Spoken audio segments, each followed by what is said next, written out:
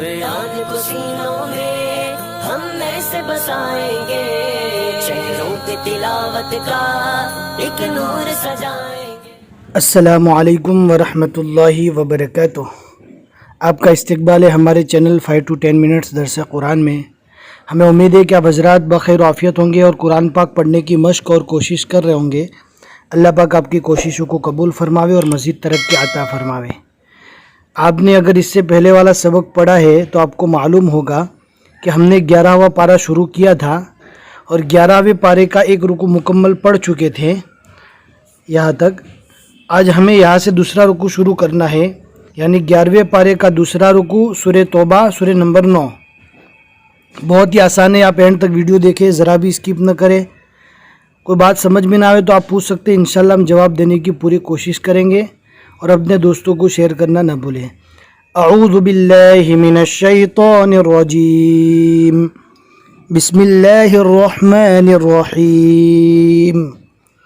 والسابقون الأولون من المهاجرين والأنصار والذين اتبعوهم، نون کو ڈائریکٹ تا سے ملانا ہے تاکہ اوپر تشدید ہے، تشدید والے حرف کو پہلے والے حرف سے ملا کر پڑھیں گے اور سختی کے ساتھ پڑھیں گے۔ تشدید والے حروف کو پڑھنے میں 3 طرح کی باتیں ہیں۔ پہلے والے حرف سے ملا کر پڑھیں گے، 2 بار پڑھیں گے، آپ کو یہ تو معلوم ہی ہوگا، لیکن سختی کے ساتھ، طاقت کے ساتھ پڑھیں گے۔ والذین اتبعوہم، اس طرح تھوڑا طاقت لگا کر پڑھیں گے۔ والذین اتبعوہم بإحسان رضی اللہ عنہم ورضوا عنہ وأعد لہم، یہاں پر دھیان سے پڑھنا ہے، پہلے الف ہے پھر اس کے بعد عین ہے، اعد، ورضوا عنہ وأعد لہم جنات تجری تحتها الانہار خالدین فیہا ابدا ذلک الفوز العظیم۔ وَمِمَّنْ حَوْلَكُمْ مِنَ الْأَعْرَابِ مُنَافِقُونَ وَمِنْ أَهْلِ الْمَدِينَةِ، یہاں پر 3 ڈاٹ کی نشانی آ گئی، اور اس کا میتھڈ اس سے پہلے ہم بتا چکے ہیں کہ جہاں پر بھی 3 ڈاٹ کی نشانی آئے گی 2 جگہ پر آئے گی، تو ایک جگہ پر رکنا ہے، ایک جگہ پر نہیں رکنا۔ اگر ہم یہاں پر رک جاتے تھے تو یہاں پر ہم کو نہیں رکنا تھا، لیکن ہم یہاں پر نہیں رکے ہیں، ہم ڈائریکٹ یہاں تک پڑھے ہیں، اور یہاں پر قف کی نشانی بھی ہے تو یہاں پر رکنا اور زیادہ بہتر ہے۔ قف کا مطلب ہوتا ہے ٹھہر جانا۔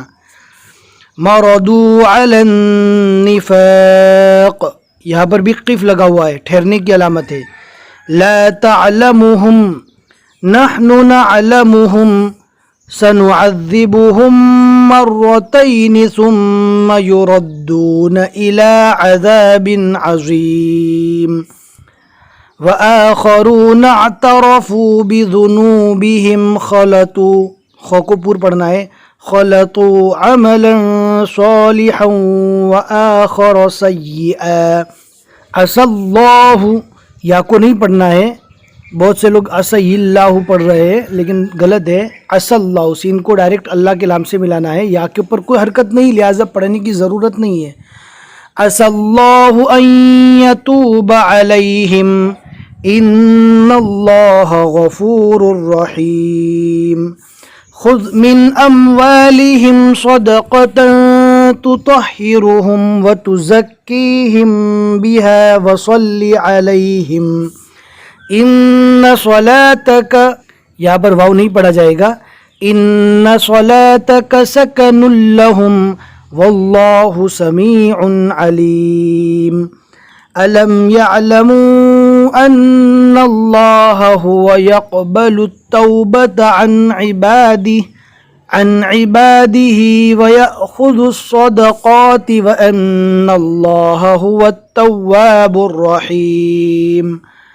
وَقُلِ اعْمَلُوا فَسَيَرَى اللَّهُ عَمَلَكُمْ وَرَسُولُهُ وَالْمُؤْمِنُونَ وَسَتُرَدُّونَ إِلَى عَالِمِ الْغَيْبِ وَالشَّهَادَةِ فَيُنَبِّئُكُم بِمَا كُنتُمْ تَعْمَلُونَ وآخرون مرجون لأمر الله إما يعذبهم وإما يتوب عليهم والله عليم حكيم والذين اتخذوا مسجدا ضرارا وكفرا وتفريقا بين المؤمنين وتفریقا پڑھنا ہے ہمیں، کون نہیں پڑھنا، دو زبر کی تنوین ہمیں صاف ظاہر کر کے نہیں پڑھنا ہے، اس لیے کہ ہم اس سے پہلے بتا چکے ہیں کہ جزم والے نون یا تنوین کے بعد دو زبر دو زیر دو پیش کے بعد اگر با آتی ہے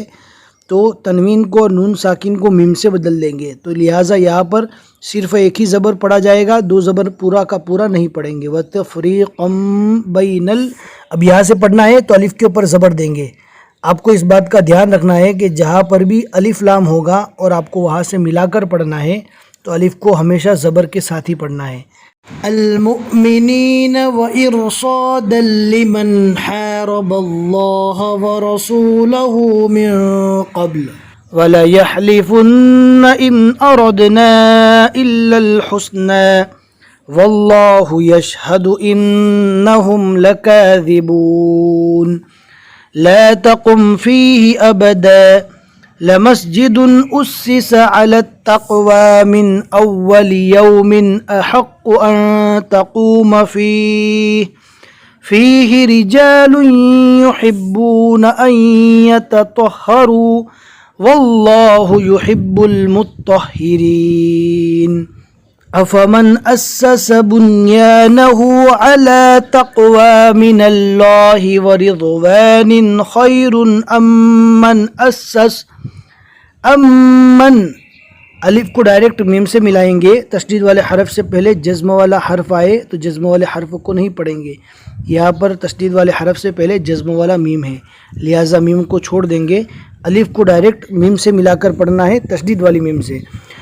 أَمَّنْ أَسَّسَ بُنْيَانَهُ عَلَى شَفَا جُرُفٍ هَارٍ فَانْهَارَ بِهِ فِي نَارِ جَهَنَّمَ وَاللَّهُ لَا يَهْدِي الْقَوْمَ الظَّالِمِينَ لَا يَزَالُ بُنْيَانُهُمُ الَّذِي بَنَوْا رِيبَةً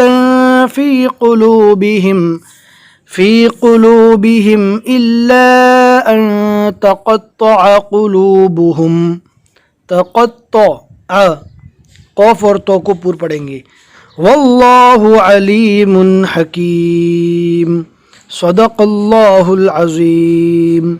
الحمدللہ یہاں تک 11ویں پارے کے 2 رکوع اور سورہ توبہ کے 13 رکوع، جس سورہ توبہ کو ہم نے 10ویں پارے سے سٹارٹ کیا تھا، مکمل ہو گئے، اور عین کے بیچ میں 11 لکھا ہوا ہے، یعنی اس رکوع کے اندر ہم نے 11 آیتیں پڑھی۔